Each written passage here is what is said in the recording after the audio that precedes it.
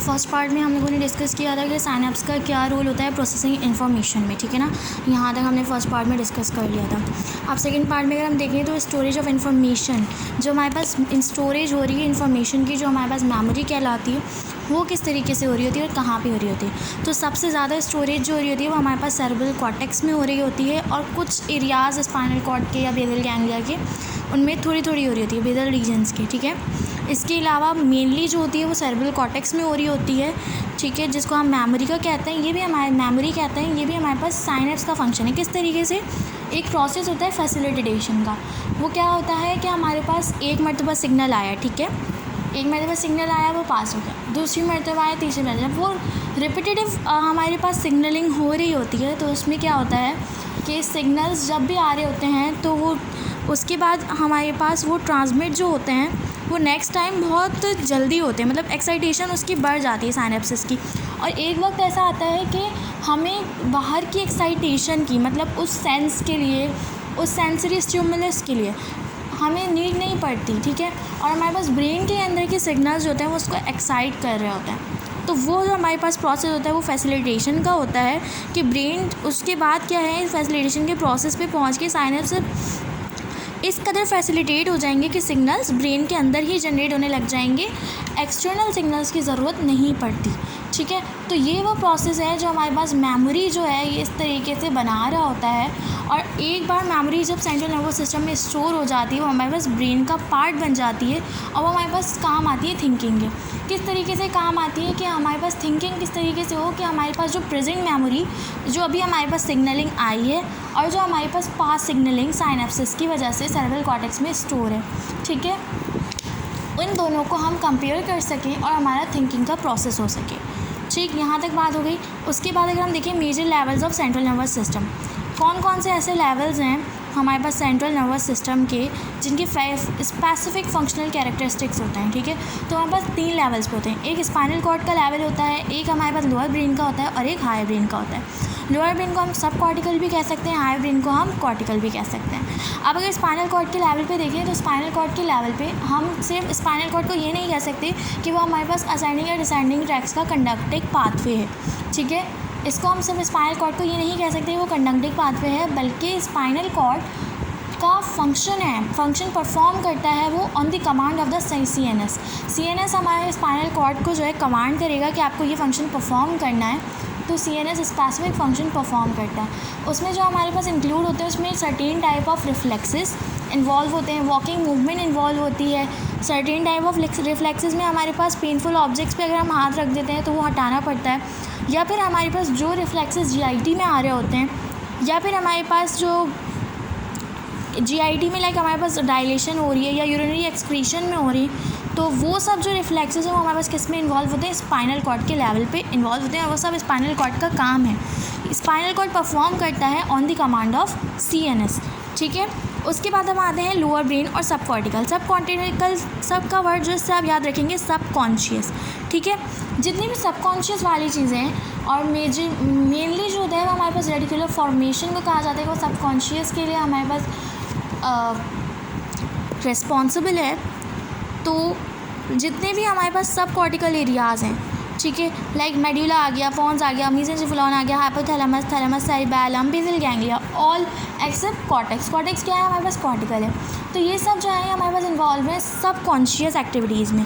Like हमारे पास क्या हो गया, लाइक हमारे पास हो गया लिकिंग हो गई, हमारे पास क्या हो गए फीडिंग रिफ्लेक्सेस हो गए, सैलिवेशन हो गई, ये सब हमारे पास कहाँ से कंट्रोल हो रहे हैं, ठीक है। रेस्पायरेशन हो गई, आर्टीरियल प्रेशर हो गया, रेस्पायरेशन मेडुला कंट्रोल कर रहा है, आर्टीरियल प्रेशर को कंट्रोल कर रहा है, इक्विलिब्रियम को हमारे पास सेरिबैलम कंट्रोल कर रहा है, ठीक है।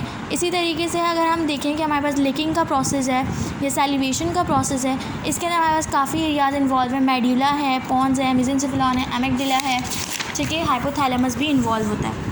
उसके बाद अगर हम देखें तो इमोशनल जो हमारे पास पैटर्न्स होते हैं उनमें हमारे पास एमिग्डाला का एक बहुत इंपॉर्टेंट रोल होता है, और हमारे पास लाइक एंगर हो गया, एक्साइटमेंट हो गया, इन सब रेस्पॉन्सेज, बॉडी के जितने भी रेस्पॉन्सेज आ रहे हैं मेन, उनके अंदर हमारे पास सब कॉर्टिकल एरियाज़ का रोल होता है। उसके बाद अगर हम हायर ब्रेन और कॉर्टिकल लेवल को देखें, अब हमने देखा मेन जो काफ़ी मेन फंक्शंस हैं वो हमारे पास इन एरियाज़ ने कंट्रोल कर लिए हैं, लेकिन फिर हमारे पास सेरेब्रल कॉर्टेक्स का क्या काम है, कॉर्टिकल एरिया का क्या काम है, तो उसका काम क्या है, सबसे पहले तो हमारा ये स्टोर हाउस है मेमोरी का, ठीक है। दूसरी बात क्या है कि हमारे पास क्या करता है, हमारे पास जितनी भी मूवमेंट्स लोअर ब्रेन लेवल से हो रही होती हैं, स्पाइनल कॉर्ड लेवल से हो रही होती हैं, अगर वो जब तक कोऑर्डिनेट नहीं करेंगी अपर ब्रेन एरिया से, तब तक वो मूवमेंट जो होती है वो फाइन नहीं हो सकती, वो क्रूड मूवमेंट्स रहेंगी, ठीक है ना। जब तक सेरेब्रल कॉर्टेक्स सेरिबैलम से और सब कॉर्टिकल एरियाज से या हमारे पास स्पाइनल कॉर्ड से जब तक लिंक में नहीं रहेगा, कोऑर्डिनेशन में रहेगा, तो वो फाइन मूवमेंट हमारे पास नहीं हो पाएगी,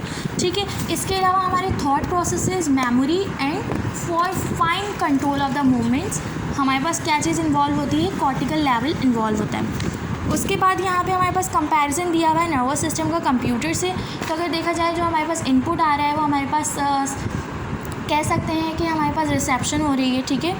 उसके बाद हमारे पास इंटीग्रेटेड सिस्टम जो है वो हमारे पास CNS है, जो हमारे पास इसमें कंप्यूटर के अंदर क्या होता है, कंप्यूटर में हमारे पास CPU होता है। उसके बाद आउटपुट जो वो रिज़ल्ट देता है, तो आउटपुट हमारे पास क्या होता है कि हमारे पास रिस्पॉन्स जो जा रहा होता है, motor response, sensory response input है, मोटर रिस्पॉन्स आउटपुट है, ठीक। उसके बाद आखिरी चीज़ है कि इस वीडियो में जो मैं डिस्कस करना चाहूँगी, ये केमिकल और इलेक्ट्रिकल टाइप ऑफ साइनेप्सिस को डिस्कस करना चाहूँगी। उससे पहले मैं साइनेप्सिस के बारे में आपको जो एक नर्व इम्पल्स की डेफिनेशन बताऊँ। नर्व इम्पल्स क्या होती है, हमारे पास जो एक्शन पोटेंशियल क्रिएट हो रहा होता है नर्व फाइबर में, वो क्या कहलाता है, नर्व इम्पल्स कहलाता है। अच्छा, जो इसकी ट्रांसमिशन है वो किस किस तरीके से हो सकती है। हो सकता है कि हमारे पास एक जो नर्व इम्पल्स है वो एक नर्व फाइबर से दूसरे फाइबर में ट्रांसमिट ही ना हो, या ये कंडीशन हो सकती है कि वो ट्रांसमिट हो और जो है वो हमारे पास रिपीटेडली हो, ठीक है। या फिर ये हो सकता है कि वो ट्रांसमिट हो तो एक से बहुत सारों में चली जाए, ठीक है, इंटरकनेक्टेड हो जाए, ताकि हमारे पास जो रेस्पॉन्स है या न्यूरनल फायरिंग जो है वो ज़्यादा है। उसके बाद हम डिस्कस करते हैं टाइप्स ऑफ साइनेप्सिस को, ठीक है। 2 टाइप्स के हमारे पास साइनेप्सिस होते हैं, इलेक्ट्रिकल साइनेप्सिस होते हैं और केमिकल साइनेप्सिस होते हैं। तो हमारे पास जो साइनेप्सिस हैं मोस्टली जो होते हैं वो केमिकल साइनेप्सिस होते हैं। और केमिकल साइनेप्सिस में हमारे पास क्या होता है, अगर ये मैं आपको डायग्राम दिखाऊँ, डायग्राम के थ्रू समझाऊँ, तो केमिकल साइनेप्सिस में हमारे पास एक प्री साइनेप्टिक मेम्ब्रेन है, एक हमारे पास पोस्ट साइनेप्टिक मेम्ब्रेन है, यहाँ पे साइनेप्टिक स्पेस है, और हमारे पास साइनेप्टिक क्लेफ्ट प्रेजेंट है, यहाँ पे हमारे पास रिसेप्टर प्रेजेंट है, ठीक है। और यहाँ पे हमारे पास क्या है कि एक वेसिकल बन रहा है। ये वेसिकल के अंदर हमारे पास क्या होगा कि न्यूरोट्रांसमीटर जो है वो हमारे पास न्यूरोट्रांसमीटर वेसिकल के अंदर बनेगा। Then with the help of the calcium इसको अटैच करेगा।